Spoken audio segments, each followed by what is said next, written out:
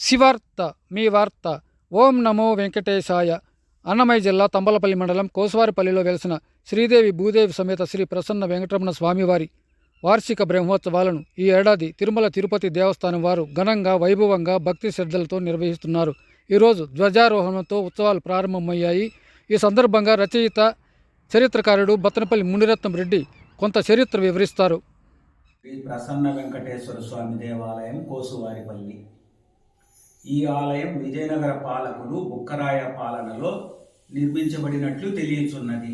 అయితే 1539 సంవత్సరంలో అచ్యుత దేవరాయల పాలనలో ఈ ఆలయానికి పూజా కైంకర్యములకు భూమాన్యములు ఇవ్వబడినవి.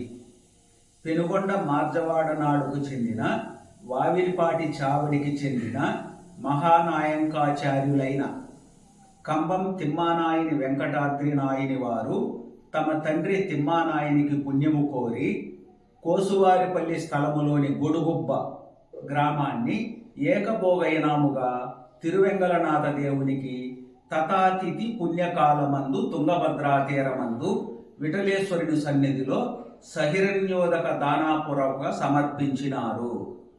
అనంతరము 1544 సంవత్సరంలో సదాశివ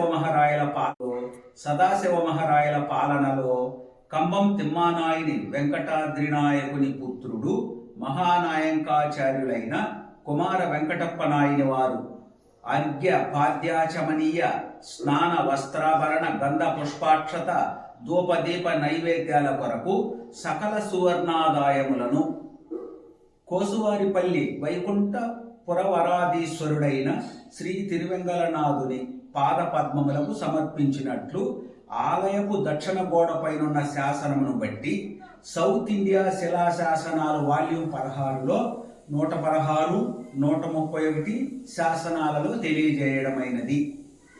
ఇదే ఆలయ ప్రాకారములో తూర్పున ఉన్న 221 నెంబరు శాసనంలో సదాశివ మహారాయలు అదే గ్రామములో ఉన్న శ్రీ మల్లికార్జున స్వామి ఆలయానికి కూడా భూమాన్యమునిచ్చినట్లు తెలుపబడినది.